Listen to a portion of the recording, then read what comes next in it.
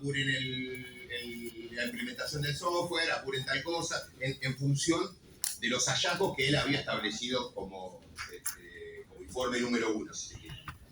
La pregunta es, ¿estas notas eran de conocimiento de la auditoría a medida que iban haciendo su trabajo? ¿Formaban parte de la evaluación que tenían que hacer? No, nosotros tomamos el informe número 1 y el resto no tenemos conocimiento. Muy bien.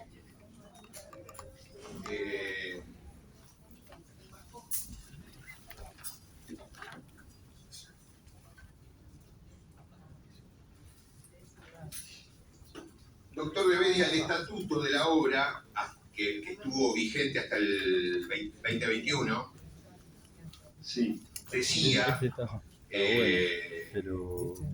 expresamente a quién o específicamente en quién se podía delegar la firma. Sí. Que básicamente eran los miembros del directorio y eventualmente subdirectores. Sí. Y sostenía el estatuto que debía establecerse plazos y bases del ejercicio de esa delegación. ¿Ustedes pudieron establecer si esas resoluciones analizaron las resoluciones de delegación de firma por parte de la comisión, cumplían con esos requisitos, con esas condiciones? Nosotros le solicitamos informes a la obra social con relación a la delegación de firma. Ahí nosotros hicimos en el auditoría un análisis descriptivo primero de lo que se informó la obra social y según nos fue informado en materia de determinada materia de administración, el doctor Tonón informó delegó la firma en determinados funcionarios o empleados. A lo largo de todo este periodo, pero bueno, nos remitieron solamente las resoluciones que citamos allí en el informe, de las que surge que habrían, básicamente, así resumiendo, una primera tanda sería, digamos, entre las primeras resoluciones que citamos, que son delegaciones a distinto personal, y a partir de la resolución 823, que habla de delegar la firma en caso de ausencia del director o del acúmulo de tareas, creo que algo así dice. Y aclarando, creo que según mal no recuerdo, dice algo así como que en el caso de a los delegados, digamos, no tienen que respetar la normativa aplicable, los criterios establecidos y no pueden formular excepciones. Creo que no le ponía plazo, pero básicamente serían esas dos formas. El estatuto, sí, como usted dijo, la facultad del directorio pone en el artículo, creo que se hizo doble I, si mal no recuerdo, el artículo 21, que citamos en el informe, faculta al directorio a delegar en alguno de sus miembros, dice, delegar en alguno de sus miembros o de los responsables de las subdirecciones sobre materia determinada de administración, la responsabilidad sobre ellas, establecer los plazos y las bases de ejercicio respectivas. Eso es lo que dice el estatuto. No, yo Sí, perdón. No, después nosotros nos informó los casos de delegación, nos remitieron solamente las resoluciones a partir del año 2019, creo, 18, y que surge, como explicaba antes, este tipo de estadores que a su vez nosotros ahí sí usamos una referencia doctrinaria, citando a algunos autores, que distingue lo que es la delegación de firma de la delegación de competencia. Porque en principio la delegación de firma aparentemente es, según los autores, está prevista para casos de actos producidos en serie pero la responsabilidad se mantiene en cabeza del quien delega. En cambio, la delegación de competencia se delega la competencia y aparte también la responsabilidad que hay, por eso en este segundo caso tienen que ser más preciso el ámbito de actuación temporal. Aparentemente las primeras resoluciones que nos remitieron, según lo pusimos en el informe, podría interpretarse que habría una delegación solamente de firma y en otro caso de competencia. Está bien, doctor. Simplemente quería hacerle, digamos, la pregunta sobre su parecer al respecto, porque mi análisis es que por lo menos entre 2016 y 2021 existió una sola persona en el directorio, que era el doctor Tonón, y no había o no hubo ni subdirector médico ni subdirector administrativo. Con lo cual, cualquier delegación de firma era antiestatutaria, digamos, porque solamente en esas personas podía delegarse. Pero a eso quería llegar. Nada más, Presidenta. Gracias, diputado Tagliade. El diputado López, y estamos en condiciones de despedir al primer testigo. Perdón. Sí, perdón, Presidenta. Le repregunto sobre la pregunta que le hice respecto a la intervención de la Corte o de la Secretaría de Administración a cargo del contador Marchi. Yo le dije respecto a licitaciones o adjudicaciones, pero en cualquier materia de intervención que tengan en relación a la obra social, ya sea personal, lo que fuese, recursos humanos, fondos, porque leyendo acá con la diputada Oliveto la nota que mandó la Corte ayer, Presidenta, la giró inmediatamente, pero fue ayer tarde, así que no es que estamos haciendo un análisis con mucho rigor, pero leyendo los primeros párrafos de la nota de anoche, dice: la Secretaría General de Administración debía reportar al presidente de la Corte en el ámbito de la superintendencia desde 1961 estas atribuciones de superintendencia. Toda materia no jurisdiccional fueron ejercidas indefectiblemente con la firma del presidente del tribunal. Y recién con el dictado de la acordada 44 del 18, en diciembre del 18 las resoluciones de superintendencia pasaron a requerir de una mayoría de 3 firmas, como más o menos sabemos todos acá.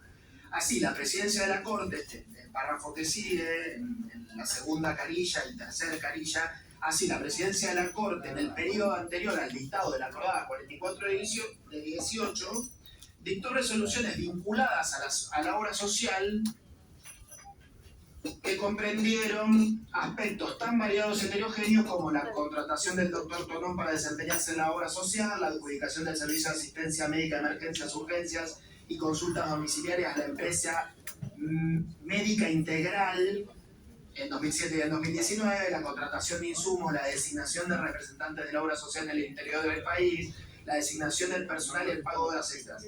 Y acá van citando en distintos pies de página las resoluciones, que no sé si son resoluciones del contador Marchi o del presidente de la Corte, pero bueno, son de 2009, 2010, 2011, 2012, en fin, una cantidad de cosas. Yo le vuelvo a preguntar, porque por ahí esto, o usted no lo recordaba, o no lo sabía, o bueno, o no es así, tal vez lo que nos está diciendo la Corte no es así. ¿En qué medida interviene la Corte como superintendente o como lo que sea? ¿En qué medida interviene la Corte en relaciones de obra social, ya sea, le insisto, en personal o en la adjudicación, contratación de medicamentos, en fin, los servicios que provee? Si usted tiene conocimiento y si nos puede identificar algo de esto, porque le entendí que en muy pocas ocasiones o que no... Disculpe. Perdón, o que no intervenía, y además preguntarle, o sea, en relación a esto que acabo de leer, si hubo un criterio antes del 2018 y si hubo un criterio después. Disculpe, diputado López, la diputada sí le quería una interrupción.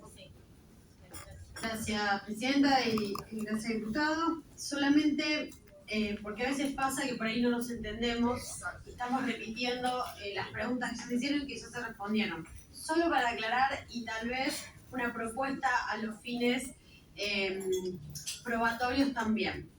Al testigo le pregunté en concreto sobre las resoluciones que aparecen en la auditoría que designan al directorio. Resoluciones que ellos mismos citaron. Y en concreto le pregunté por una resolución, la 447 del 2008, que es la que designa al primer directorio. Según el informe de auditoría, página 72 que ustedes citaron, esa resolución es la firmada por la Corte Suprema para designar a Tonón y al resto de los miembros en el año 08. Y está firmada por todos los integrantes de la Corte Suprema. Lo leí después.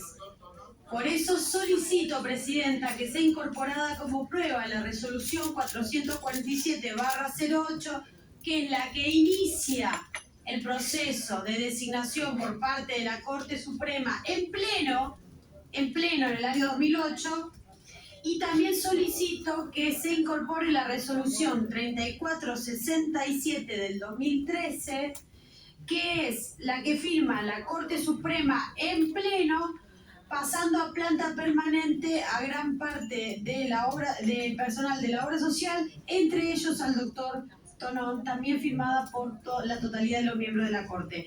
Como para clarificar, pues si no, nos va a quedar un vacío sobre qué miembro de la Corte, si fueron todos, si fue uno, quiénes designaron al personal.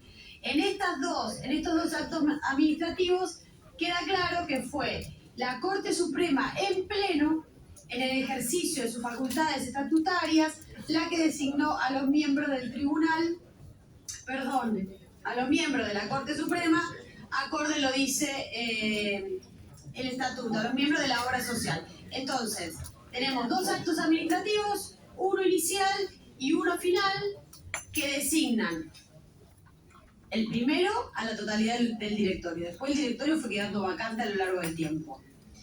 Y el último, el que confirma en planta permanente, al caso de Tonón, también los dos actos administrativos, repito, firmados por la totalidad de los miembros de la Corte Suprema. Gracias. Sí. Sí, yo se lo voy a decir, diputado López. Resolución 4, perdón, ¿lo digo? Aquí lo que dice la diputada Siley habla de la resolución 447 del 2008. Ustedes van a ver en el cuadro que socializamos, es el primer directorio, Aldo Juan Tonón, Juan Ramos y Claudia Marías, que rápidamente se fueron a otros cargos y queda solo Tonón. Pero la 447 es la que refiere la diputada Siley, que ya está incorporada al expediente. Sí, ¿por qué me interesa esto? Explico, ¿no? Para que se entienda por qué me interesa esta resolución en particular. Porque hay una duda sobre quién designa. El estatuto dice: las facultades son directas, son de la Corte Suprema de Justicia de la Nación. Entonces ahí se abre la pregunta, ¿quién tiene esas facultades? ¿El presidente o la totalidad de los ministros?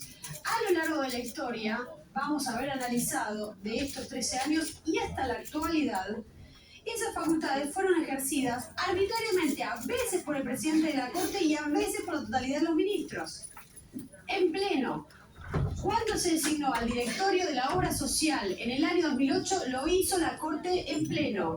Cuando se lo confirmó en la planta permanente, lo hizo la Corte en pleno en el año 2013. Son dos resoluciones que muestran esto. A lo largo de los actos administrativos, es decir, acordadas, de la Corte Suprema, hay algunas que fueron firmadas solo por el presidente y otras que fueron firmadas por la totalidad de los ministros. Estos son dos ejemplos de que esas facultades estatutarias de la obra social son ejercidas por todos los ministros de la Corte. Diputada Siley, ¿me podría aclarar el número de la resolución del pase a planta permanente? Que esa no la tengo aquí, no sé si está en el expediente.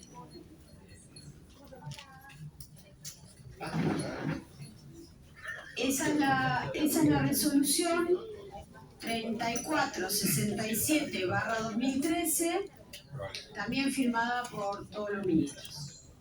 Perfecto, si estamos